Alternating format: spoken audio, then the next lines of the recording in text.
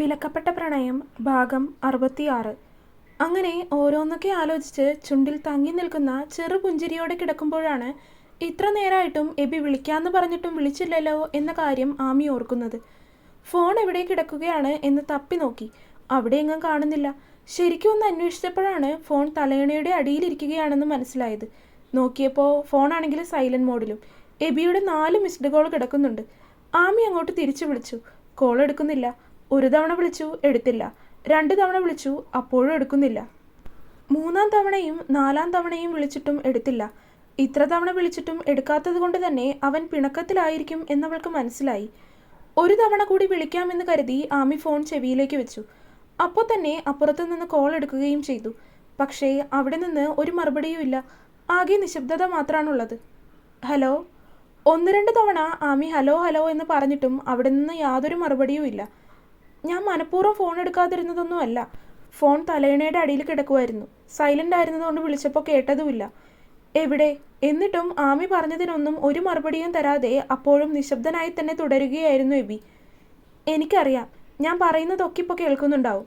പക്ഷേ ഞാൻ ഫോൺ എടുക്കാതിരുന്നത് കൊണ്ടുള്ള ദേഷ്യം കാരണം എന്നോട് സംസാരിക്കാതിരിക്കുന്നതല്ലേ മനഃപൂർവ്വം? ആമി പരിഭവത്തോട് ചോദിച്ചു. നിന്നോട് ഞാൻ വിളിക്കുമെന്ന് പറഞ്ഞിട്ടല്ലേ പോയത്? എന്നിട്ടും നീ ഫോൺ എടുത്ത് നോക്കിയില്ലല്ലോ. ശരിക്കും നീ എല്ലാവരും നിർബന്ധിച്ചതുകൊണ്ട് മാത്രമാണോ എന്നെ ഇഷ്ടമാണെന്ന് തുറന്നു പറഞ്ഞത്? അവൻ്റെ ഗൗരവത്തോടെയുള്ള ചോദ്യം കേട്ടതും ഒരു നിമിഷം ആമി ഞെട്ടലോടെ നിന്നുപോയി. താനിപ്പോൾ മനസ്സിൽ പോലും ചിന്തിക്കാത്ത കാര്യമാണ് അവൻ തന്നോട് ചോദിച്ചിരിക്കുന്നത്, അതും ഒട്ടും പ്രതീക്ഷിക്കാതെ. ഞാൻ ഞാൻ അങ്ങനെയൊന്നും ചിന്തിച്ചിട്ട് കൂടിയില്ല. വെറുതെ എന്തിനാ ഇങ്ങനെ ആവശ്യമില്ലാത്ത കാര്യങ്ങളൊക്കെ പറയുന്നത്? എങ്കിൽ പറ, ഫോൺ എടുത്ത് നോക്കാതിരിക്കാൻ മാത്രം എന്ത് തിരക്കായിരുന്നു നിനക്കവിടെ ഉണ്ടായിരുന്നത്? അത് ഞാൻ ഇവിടെ ഋഷിയേട്ടനും ശ്രുതി ചേച്ചിയും ഒക്കെ ആയിട്ട് സംസാരിച്ചിരിക്കുമായിരുന്നു. അതിനിടയിൽ ഫോൺ നോക്കാൻ സമയം കിട്ടിയില്ല. അതിൻ്റെ കാര്യം മറന്നുപോയി. എന്ത് സംസാരം? ആമി അങ്ങനെ പറഞ്ഞതും തിരികെയുള്ള അവൻ്റെ സംസാരത്തിൻ്റെ ശബ്ദം ഒന്ന് മാറിയിരുന്നു. എന്താണ് പറഞ്ഞത് എന്നറിയാനുള്ള ഒരാകാംക്ഷ അവൻ്റെ ശബ്ദത്തിൽ നിന്ന് തന്നെ ആമി തിരിച്ചറിഞ്ഞു. അത് പിന്നെ കല്യാണം ഇവിടെ വെച്ച് വേണ്ട, കുന്നുംപുറത്തുള്ള വീട്ടിൽ വെച്ച് മതിയെന്ന് പറഞ്ഞതാണ്. ഓ, എവിടെ വെച്ചായാലും കുഴപ്പമില്ല, കല്യാണം നടന്നാൽ മതി. എബി പറഞ്ഞതും ആമി തലയിൽ കൈവച്ച് പോയി. ഇത്രമാത്രം അവൻ ആഗ്രഹിച്ചിരിക്കുവാണോ എന്നൊരു വേള അവൾ ചിന്തിച്ചു പോയി. എപ്പോൾ എത്തി അവിടെ? ഒരു 7 മണിയൊക്കെ ആയപ്പോഴേക്ക് തിരികെ എത്തി. മുത്തശ്ശി എവിടെ? അമ്മാമ്മ ഇവിടെ ഏതൊക്കെയോ ബന്ധുക്കളെയൊക്കെ വിളിച്ച് കല്യാണത്തിൻ്റെ കാര്യങ്ങളൊക്കെ സംസാരിക്കുന്നുണ്ട്. ഞാൻ അതിലൊക്കെ ഒന്നും ഇടപെടാൻ പോയില്ല. താഴത്ത് എവിടെയോ ഇരുന്ന് സംസാരിക്കുന്ന ശബ്ദം കേൾക്കാം. ആമി ഒന്നും മിണ്ടിയില്ല. എന്തിനോ അവനോട് സംസാരിച്ച് നിൽക്കുമ്പോൾ അവളുടെ ചുണ്ടുകളിൽ നാണത്തോടെയുള്ള പുഞ്ചിരി വിരിയുന്നു. ഇതുവരെ ഇല്ലാത്ത തരത്തിലുള്ള ഭാവങ്ങളും വികാരങ്ങളും അവനോട് തോന്നിപ്പോകുന്നു. അവൻ്റെ ശബ്ദം കേൾക്കുമ്പോൾ അവനെ കാണാൻ തോന്നിപ്പോകുന്നു. അടുത്തിരിക്കാൻ, പഴയതുപോലെ ഒരുമിച്ചിരുന്ന് ഒരുപാട് സംസാരിക്കാൻ, പാട്ട് കേൾക്കാൻ, അങ്ങനെ അങ്ങനെ ഒത്തിരി ആഗ്രഹങ്ങൾ മനസ്സിൽ തിങ്ങി നിറയുന്നു. ഞാനിപ്പോൾ ബാൽക്കണിയിലിരിക്കുവാണ്. പഴയതുപോലെ നിൻ്റെ കൂടെയിരുന്ന് ഒരുപാട് സംസാരിക്കാനൊക്കെ തോന്നുന്നുണ്ട് എനിക്ക്. ആമി മനസ്സിൽ ആ കാര്യം ചിന്തിച്ചപ്പോൾ തന്നെ എബി അവളോട് അത് തുറന്നു പറഞ്ഞിരുന്നു. ഞാനിപ്പോൾ ഇക്കാര്യം വിചാരിച്ചതേ ഉള്ളൂ. മുൻപ് നമ്മൾ ഒരുമിച്ചിരുന്ന് പാട്ട് കേൾക്കുന്നതും ബാൽക്കണിയിലിരുന്ന് കുറേ കാര്യങ്ങൾ സംസാരിക്കുന്നതും ഒക്കെ ഞാൻ ഇപ്പോൾ ചിന്തിച്ചതേ ഉള്ളൂ. ആമിക്ക് അത് അവിശ്വസനീയമായ കാര്യം തന്നെയായിരുന്നു. താൻ മനസ്സിൽ വെറുതെ ചിന്തിച്ചത് പോലും അവൻ മനസ്സിലാക്കിയിരിക്കുന്നു. അവനോടത് തുറന്നു പറയുമ്പോൾ അവളുടെ ശബ്ദത്തിൽ ആകാംക്ഷയും അത്ഭുതവുമായിരുന്നു. അതാണ് എബിൻ എബ്രഹാം. എൻ്റെ കൊച്ചു മനസ്സിൽ കാണുമ്പോൾ ഇച്ചായൻ അത് മാനത്ത് കാണും. എബി തമാശ പോലെ അങ്ങനെ പറഞ്ഞതും അപ്പുറത്ത് നിന്ന് ആമിയുടെ കുണുങ്ങിയുള്ള ചിരി അവന് കേൾക്കാനാകുന്നുണ്ടായിരുന്നു. ഹോ, ഇപ്പോഴെങ്കിലും ഒന്ന് ചിരിച്ചു കേട്ടല്ലോ. നീ ഒന്ന് ചിരിക്കുന്നത് കണ്ടിട്ട് മാസങ്ങളായിട്ടുണ്ട്. നിങ്ങളുണ്ടെങ്കിലല്ലേ എനിക്ക് ചിരിക്കാനാവൂ. നിങ്ങളല്ലേ എന്നെ ചിരിക്കാൻ പഠിപ്പിച്ചത്. അവൻ അവസാനിച്ചപ്പോൾ തന്നെ ആമി പോലും അറിയാതെ അവൾ അങ്ങനെ പറഞ്ഞു പോയി. അവൾ അങ്ങനെ പറഞ്ഞതും മറുവശത്ത് നിന്ന് അവൻ്റെ പൊട്ടിച്ചിരി അവൾക്ക് കേൾക്കാനാകുന്നുണ്ടായിരുന്നു. മുത്തശ്ശി വേറെന്തെങ്കിലും പറഞ്ഞായിരുന്നോ? എന്തു പറയാൻ? അമ്മാമ്മയ്ക്കിപ്പോൾ എന്നോട് സംസാരിക്കാനുള്ള നേരമൊന്നുമില്ല. കാറിൽ ഇങ്ങോട്ട് യാത്ര ചെയ്യുമ്പോൾ മുതൽ ഓരോരുത്തരെ വിളിച്ച് എൻ്റെ കല്യാണമായി എന്ന കാര്യം അറിയിക്കുവാണ്. ആകെയുള്ളൊരു കൊച്ചുമോൻ 32ാമത്തെ വയസ്സിൽ കല്യാണം കഴിക്കുന്നതിനുള്ള സന്തോഷമാണ്. എബി പറഞ്ഞതും ആമി ഒന്ന് പുഞ്ചിരിച്ചു. നീ ചിരിക്കണ്ട, നീ കാരണമാണ്. ഇതിനു മുൻപ് ഞാൻ എത്ര പെണ്ണുങ്ങളെ കണ്ടിരിക്കുന്നു. അവരോടൊന്നും തോന്നാത്തൊരു സ്പെഷ്യാലിറ്റി എനിക്ക് നിന്നോട് തോന്നി. ഒരിക്കലും കല്യാണവും വേണ്ട, പ്രണയവും വേണ്ട എന്ന് തീരുമാനിച്ചിരുന്ന എൻ്റെ മനസ്സിൽ നീ പ്രണയത്തിൻ്റെ തീ കോരിയിട്ടു. എന്നിട്ടിപ്പോൾ ചിരിക്കുന്നോ? നാടകീയമായി എബി പറഞ്ഞതും അപ്പുറത്ത് നിന്ന് ആമിയുടെ പൊട്ടിച്ചിരി അവൻ കേൾക്കുന്നുണ്ടായിരുന്നു.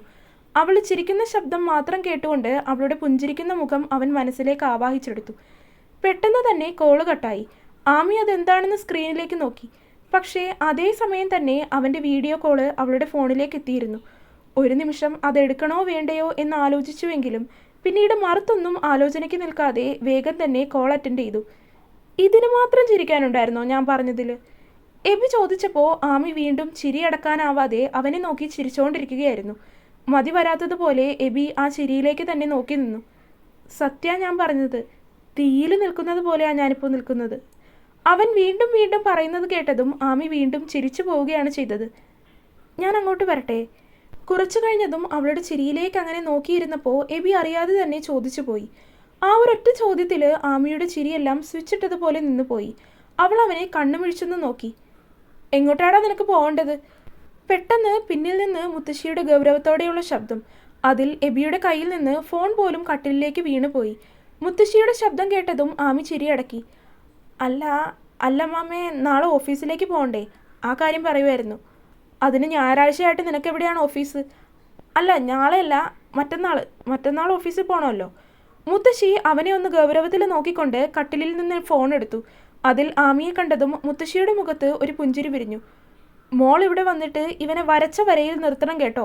കുറച്ച് കൂടുതലാണ് ചെറുക്കന്, അനുസരണയില്ല. അത് ഞാൻ ശരിയാക്കാം മുത്തശ്ശി. മറുവശത്ത് നിന്ന് ആമിയുടെ മറുപടി. ഓ, ഇത്ര നേരം വായിൽ കോലിട്ടിളക്കിയാൽ പോലും മിണ്ടാതിരുന്നവളാണ്. എന്നിട്ട് അമ്മാമ്മ സംസാരിച്ചപ്പോൾ സംസാരിക്കുന്നത് നോക്ക്. എബി കുശുമ്പോടെ പിറുപിറുത്തു. പിന്നെയുണ്ടല്ലോ ആമി മോളെ, ഇനി കല്യാണമൊക്കെ കഴിയുന്നത് വരെ രണ്ടുപേരും അങ്ങനെ പരസ്പരം കാണുമൊന്നും വേണ്ട. അതൊക്കെ കഴിഞ്ഞ് നമുക്കെല്ലാം കഴിഞ്ഞ് സ്വസ്ഥമായിട്ട് ഇനി സ്ഥിരം കാണാമല്ലോ. എബിയെ ഇടം കണ്ടിട്ട് നോക്കി മുത്തശ്ശി പറഞ്ഞതും എബി അവരെ കൂർപ്പിച്ച് നോക്കുന്നുണ്ട്. ഇതൊക്കെ ഏത് പുസ്തകത്തിലെ നിയമമാണ്? എന്നെക്കൊണ്ട് അതിനൊന്നും പറ്റത്തില്ല. അങ്ങനെയെങ്ങാനും പറഞ്ഞാ നോക്കിക്കോ, നാളെ തന്നെ ഞാൻ അവിടെ എത്തും, എബി വാശിയോടെ പറഞ്ഞു. അത് കേട്ട് മുത്തശ്ശിയും ആമിയും അവനെ കളിയാക്കി ചിരിച്ചു. കുറച്ചു സമയം അവളോട് സംസാരിച്ചതിന് ശേഷം അധികം നേരം ഉറക്കമുളച്ചിരിക്കാതെ വേഗം കിടന്നുറങ്ങാൻ പറഞ്ഞതിന് ശേഷമാണ് മുത്തശ്ശി താഴേക്ക് പോയത്. ഓ, അപ്പോൾ സംസാരിക്കാൻ നാവൊക്കെയുണ്ട്. എന്നോട് സംസാരിക്കുമ്പോഴാ കുഴപ്പം അല്ലേ? ഇപ്പം ഞാൻ എന്തായാലും വിട്ടുതരാം. നേരിട്ട് കാണുമല്ലോ ഇനി, അന്നേരം ശരിയാക്കി തരാം. മുത്തശ്ശി പോയി കഴിഞ്ഞതും എബി പറയുന്നത് കേട്ട് ആമി അവനെ കോക്കിരി കാണിച്ചുകൊണ്ട് ഫോൺ കട്ട് ചെയ്തു. ശേഷം ഫോണിലേക്ക് ഗുഡ് നൈറ്റ് എന്ന് പറഞ്ഞ് ഒരു മെസ്സേജ് അയച്ചു. പുഞ്ചിരിയോടെയാണ് രണ്ടുപേരും കട്ടിലിലേക്ക് കിടന്നത്. ഒരുപാട് നാളുകൾക്ക് ശേഷം രണ്ടുപേരുടെയും മനസ്സിൽ സമാധാനവും സന്തോഷവും മാത്രമായിരുന്നു. പിറ്റേ ദിവസം തന്നെ ഋഷി ഒരു പണിക്കരെ പോയി കണ്ട് മുഹൂർത്തമൊക്കെ കുറിച്ചുകൊണ്ട് വന്നു. 1 മാസത്തിനുള്ള മുഹൂർത്തം എന്ന് പറയുമ്പോൾ ഏറ്റവും നല്ലതുള്ളത് 3 ആഴ്ചയ്ക്ക് ശേഷമുള്ളതായിരുന്നു. എബിയുടെ പ്രാർത്ഥന പോലെ തന്നെ ഏറ്റവും അടുത്ത മുഹൂർത്തത്തിൽ തന്നെ കല്യാണം നടക്കും. കല്യാണം നടക്കുന്ന ആഴ്ചയിൽ കുന്നുംപുറത്തുള്ള വീട്ടിലേക്ക് താമസം മാറാം എന്നാണ് ഋഷി പറഞ്ഞിരിക്കുന്നത്. അങ്ങനെ ഇന്ന് എല്ലാവരും ചേർന്ന് കല്യാണത്തിനും മിന്നുകെട്ടിനും ഒക്കെ ആവശ്യമുള്ള സ്വർണവും ഡ്രസ്സും ഒക്കെ എടുക്കാനായി ഇറങ്ങുവാണ്. കല്യാണത്തിന് ഇനിയുള്ളത് 2 ആഴ്ച മാത്രമാണ്. കഴിഞ്ഞു പോയ ഒരാഴ്ചയിൽ ആമിയും എബിയും കണ്ടിട്ടില്ല. പക്ഷേ രണ്ടുപേരുടെ ചെവിയിലും ഏത് സമയവും ഫോൺ ഉണ്ടാകും. സംസാരം നിർത്തില്ല രണ്ടുപേരും. ഒരു കാര്യം പറഞ്ഞു കഴിയുമ്പോൾ തന്നെ അടുത്ത കാര്യം, അങ്ങനെ അങ്ങനെ ആ സംസാരം ഇങ്ങനെ നീണ്ടുപോയിക്കൊണ്ടിരിക്കും. ആമിയുടെ ഫോൺ ഏതു നേരവും അവളുടെ ചെവിട്ടിലിങ്ങനെ ഇരിക്കുന്നത് കാണുമ്പോൾ ലതാമ്മയും ശ്രുതിയും ഋഷിയും ഒക്കെ അവളെ കളിയാക്കാറുണ്ട്. പക്ഷേ അതൊന്നും തനിക്ക് പ്രശ്നമല്ല എന്ന രീതിയിലാണ് ആമി. പിന്നെ ഓഫീസിൽ വർക്ക് ചെയ്യുവാണെങ്കിലും അതിനിടയിലും അവൻ ഫോണിൽ ഇങ്ങനെ ആമിയെ വിളിച്ചുകൊണ്ടിരിക്കും. ഒരാഴ്ച ഫോണിലൂടെയും വീഡിയോ കോളിലൂടെയും മെസ്സേജിലൂടെയും ഒക്കെയുള്ള സംസാരത്തിനും വഴക്കിടലിനും ഇണക്കത്തിനും പിണക്കത്തിനും ഒക്കെ ശേഷം ഇന്ന് രണ്ടുപേരും കണ്ടുമുട്ടാൻ പോവുകയാണ്. എറണാകുളത്ത് നിന്ന് ഡ്രസ്സ് എടുക്കുന്നത് കൊണ്ട് തന്നെ മുത്തശ്ശിയും എബിയും രാവിലെ തന്നെ എറണാകുളത്തുള്ള ഫ്ലാറ്റിലേക്ക് വന്നിട്ടുണ്ട്. ഷീമാട്ടിയിൽ പോകാം എന്നാണ് തീരുമാനിച്ചിരിക്കുന്നത്. അതിനുശേഷം അവിടെ തന്നെയുള്ള ജോസ്കോയിൽ കയറി ആഭരണങ്ങളും മറ്റുമൊക്കെ എടുക്കാമെന്നും എല്ലാവരും അവിടെ എത്തിച്ചേരാമെന്ന് പറഞ്ഞ് പ്ലാൻ ചെയ്തിട്ടാണ് വന്നിരിക്കുന്നത്. കല്യാണത്തിൻ്റെ ആവശ്യങ്ങൾക്ക് വേണ്ടിയിട്ട് 10 രൂപ പോലും ഋഷിയേട്ടനും ലതാമ്മയും ചിലവാക്കരുതെന്ന് അവൾ നേരത്തെ പറഞ്ഞിട്ടുണ്ട്. ഇത്ര നാളും അധ്വാനിച്ചുണ്ടാക്കിയതും അതുപോലെ തന്നെ ഹരിയുടെ അമ്മ അവൾക്ക് കൊടുത്തിട്ടുള്ളതുമായിട്ടുള്ള ഒത്തിരി പണം ബാങ്കിൽ ഫിക്സഡ് ഡെപ്പോസിറ്റ് ആയിട്ട് കിടക്കുന്നുണ്ട്. കൂടാതെ ഹരിയുമായുള്ള വിവാഹത്തിന് അമ്മയുടേതായിട്ടുള്ള എല്ലാ ആഭരണങ്ങളും അവൾക്ക് കൊടുത്തിട്ടുമുണ്ട്. അതുകൊണ്ട് തന്നെ ഈ ഒരു ആവശ്യത്തിന് വേണ്ടി അവരാരും ബുദ്ധിമുട്ടരുത് എന്നവൾക്ക് നിശ്ചയമുണ്ടായിരുന്നു. ഹരിയുമായുള്ള വിവാഹത്തിന് ഈ ആഭരണങ്ങളെല്ലാം താൻ ഉപയോഗിച്ചതാണ്. അതുകൊണ്ട് ഒരെണ്ണം പോലും വിടാതെ എല്ലാ ആഭരണങ്ങളും കൊടുത്തുമാറി പുതിയത് വാങ്ങണം. അതും അവൾ മനസ്സിൽ നേരത്തെ തന്നെ തീരുമാനിച്ചിട്ടുണ്ടായിരുന്നു. ഇക്കാര്യങ്ങളെല്ലാം ആദ്യം പറഞ്ഞപ്പോൾ ലതാമ്മയ്ക്കും ഋഷിക്കും എതിർപ്പായിരുന്നുവെങ്കിലും പിന്നീട് അവൾ ഇക്കാര്യം അവരെ പറഞ്ഞ് സമ്മതിപ്പിക്കുകയാണ് ചെയ്തത്. അങ്ങനെ രാവിലെ ഏകദേശം 10 മണിയായപ്പോഴേക്കും എല്ലാവരും പോകാനിറങ്ങി. 11 മണിയോടടുപ്പിച്ച് അവിടെ എത്തുകയും ചെയ്തു. ആമിയും ലതാമ്മയും ശ്രുതിയും കൂടി അകത്തേക്ക് കയറി. ആദ്യം കുറച്ച് കാഷ്വൽ ആയിട്ടുള്ള ഡ്രസ്സൊക്കെ എടുക്കാം എന്ന് കരുതി. ആമിക്ക് എവിടെയെങ്കിലും പോകുമ്പോൾ ഇടാനായാലും വീട്ടിൽ നിൽക്കുമ്പോൾ ഇടാനായാലും വളരെ കുറച്ച് ഡ്രസ്സ് മാത്രമാണ് ഉള്ളത്. അങ്ങനെയുള്ള ഡ്രസ്സൊക്കെ ആദ്യം എടുക്കാമെന്ന് കരുതിയാണ് അങ്ങോട്ട് പോയത്.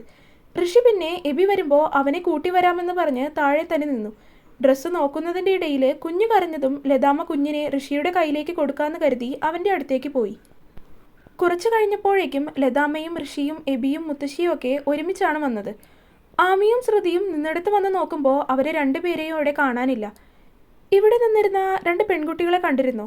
ഋഷി അവിടെ നിൽക്കുന്ന ഒരു സെയിൽസ്മാനോട് ചോദിച്ചതും ട്രയൽ റൂമിലേക്ക് പോയിരിക്കുകയാണ് എന്ന് പറഞ്ഞു. ഞാനെങ്കിലും അങ്ങോട്ട് പോയി നോക്കിയിട്ട് വരാം എന്ന് പറഞ്ഞ് വളരെ ഗൗരവത്തോടെ ട്രയൽ റൂമിൻ്റെ അടുത്തേക്ക് എബി നടന്നു. അവിടെ വന്ന് നോക്കുമ്പോൾ അതിൻ്റെ മുന്നിലായി തന്നെ ശ്രുതി നിൽക്കുന്നുണ്ട്. നിങ്ങൾ വന്നോ? എബിയെ കണ്ടപ്പോൾ തന്നെ ശ്രുതി പുഞ്ചിരിച്ചുകൊണ്ട് ചോദിച്ചു. ആ, ഇപ്പോൾ എത്തിയതേ ഉള്ളൂ. ശിവ എവിടെ? 1-2 സൽവാർ എടുത്തിട്ടുണ്ട്, അതൊന്ന് ട്രയൽ ചെയ്ത് നോക്കാൻ വേണ്ടിയിട്ട് അകത്ത് കയറിയിരിക്കുവാണ്. ആണോ? എങ്കിലും ശ്രുതി അങ്ങോട്ട് പൊക്കോ, ശിവയെ ഞാൻ കൊണ്ടുവന്നോളാം. അത് പറഞ്ഞതും ശ്രുതി അവനെ നോക്കി കളിയാക്കുന്ന രീതിയിലൊന്ന് ചിരിച്ച് തലയാട്ടിക്കൊണ്ട് ഋഷിയുടെ ഒക്കെ അടുത്തേക്ക് നടന്നു. ചേച്ചി, ഇതെങ്ങനെയുണ്ട്? ട്രയൽ റൂമിൻ്റെ അകത്ത് നിന്ന് ആമ തലയിട്ട് പുറത്തേക്ക് നോക്കുന്നത് പോലെ നോക്കിക്കൊണ്ട് ആമി ചോദിച്ചതും അവിടെയെങ്ങും ശ്രുതിയെ കാണുന്നില്ല. ഇത്ര നേരം ഇവിടെ ഉണ്ടായിരുന്നതാണല്ലോ, ഇതെവിടെ പോയി എന്ന് ചിന്തിച്ച് ആമി പുറത്തേക്കിറങ്ങി. പക്ഷേ തൻ്റെ മുന്നിൽ നിൽക്കുന്ന ആളെ കണ്ടതും ആമിയുടെ കണ്ണുകൾ പെട്ടെന്നൊന്ന് വിടർന്നു പോയി. എപ്പോൾ വന്നു? ഒരു 5 മിനിറ്റ്. അവൻ അവൾക്കരികിലേക്ക് വന്ന് മുന്നിലേക്ക് വീണ് കിടക്കുന്ന അവളുടെ മുടി പിന്നിലേക്ക് ഒതുക്കി വെച്ച് കൊടുത്തു. എന്നിട്ടെന്താ ഇവിടെ നിൽക്കുന്നത്? നീ ഇവിടെയല്ലേ, അതുകൊണ്ട് ഞാനിവിടെ നിൽക്കുന്നു. അവളുടെ ആശ്ചര്യത്തോടെയുള്ള ചോദ്യത്തിന് എബി അവളുടെ കവിളിൽ കാറിൻ്റെ കീ കൊണ്ടൊന്ന് കുത്തി. ഇതെങ്ങനെയുണ്ട്? ഒരു മെഹന്തി ഗ്രീൻ കളറിലെ സൽവാറാണ് അവൾ ഇട്ടിരിക്കുന്നത്. കൊള്ളാം, ചേരുന്നുണ്ട്. അവളെ അടിമുടിയൊന്ന് നോക്കിക്കൊണ്ട് പറഞ്ഞു. എങ്കിലും ഞാൻ പോയി ഇത് മാറ്റിയിട്ട് വരാം. അത് പറഞ്ഞ് ആമി അകത്തേക്ക് കയറാൻ ഒരുങ്ങിയതും എബി അവളുടെ കയ്യിൽ പിടിച്ച് വലിച്ച് അവളെ തന്നിലേക്ക് ചേർത്ത് നിർത്തി. ആമി ആരെങ്കിലും കാണുന്നുണ്ടോ എന്ന് ചുറ്റിനും നോക്കി. ആരുമില്ല. എങ്കിലും ആരെങ്കിലും പെട്ടെന്ന് വന്നാലോ? എന്താ? ഒന്നുമില്ല. ദാ ഈ പതർച്ച, എന്നെ കാണുമ്പോൾ ഉള്ള ഈ പിടപ്പ്, അതൊന്ന് കാണാൻ വേണ്ടി. പോന്ന്. ആമി ചുവന്നു പോയ മുഖം അവൻ കാണാതിരിക്കാൻ എന്ന പോലെ അവനെ തള്ളി നീക്കി ട്രയൽ റൂമിലേക്ക് കയറി. എബി നെഞ്ചിലേക്ക് കൈയൊന്ന് ചേർത്ത് വെച്ച് തടവി. ആമി ഡ്രസ്സൊക്കെ മാറി തിരികെ വന്നപ്പോഴേക്കും എബി അവൾക്കുള്ള ഡ്രസ്സ് സെലക്ട് ചെയ്യുന്നതാണ് കണ്ടത്. കുറേ ഡ്രസ്സൊക്കെ കയ്യിൽ പിടിച്ചാണ് നിൽക്കുന്നത്. ജീൻസും ടോപ്പും ഒക്കെ എടുത്ത് പിടിച്ചിട്ടുണ്ട്. ഇതൊക്കെ ആർക്കാ? നിനക്ക് തന്നെ. എബി കൂസലൊന്നും ഇല്ലാതെ പറഞ്ഞു. എനിക്കെന്തിനാ ഇതിനും മാത്രമൊക്കെ ഡ്രസ്സ്? അതൊക്കെ വേണം, ആവശ്യം വരും. പോയി ഇതൊക്കെ ഇട്ട് നോക്കിയിട്ട് വാ, എന്തേലും ഉണ്ടെങ്കിൽ ഓൾട്ടർ ചെയ്യാം. അത് പറഞ്ഞ് എബി അവളുടെ കൈ പിടിച്ച് വീണ്ടും ട്രയൽ റൂമിലേക്ക് നടന്നു. ബാക്കിയുള്ളവരൊക്കെ അവർക്ക് വേണ്ടതും മറ്റുമായ ഓരോ സാധനങ്ങളൊക്കെ നോക്കുന്ന തിരക്കിലായിരുന്നു. എബി ആമിയെ കൂട്ടി ട്രയൽ റൂമിലേക്ക് കയറി. അകത്തേക്ക് കയറിയതിന് ശേഷം അവൻ തനിക്ക് വേണ്ടി എടുത്തിരിക്കുന്ന ഡ്രസ്സൊക്കെ നോക്കിയപ്പോൾ ആമിയും കണ്ണു തള്ളിപ്പോയി. ഇതുവരെ ഇങ്ങനെയുള്ള ഡ്രസ്സൊന്നും താൻ ഇട്ടിട്ട് കൂടിയില്ല. സ്ലീവ്ലെസ് ആയിട്ടുള്ളതും ന്യൂഡിൽ സ്ട്രാപ്പ് ഉള്ളതും ഒക്കെ ഉണ്ട്. പിന്നെ കുറെ കുട്ടി ടോപ്പുകളും. ആമി തലയിൽ കൈവച്ചു. അകത്തേക്ക് കയറിയതുപോലെ തന്നെ അതുമായിട്ട് അവൾ തിരിച്ചിറങ്ങി. ഇട്ടില്ലേ ഇതൊക്കെ? അകത്തേക്ക് കയറിയതുപോലെ തന്നെ തിരികെ ഇറങ്ങി വരുന്ന അവളെ കണ്ടതും എബി അവളുടെ കയ്യിലിരിക്കുന്ന ഡ്രസ്സിലേക്കും അവളെയും മാറി മാറി നോക്കിക്കൊണ്ട് ചോദിച്ചു. തുടരും.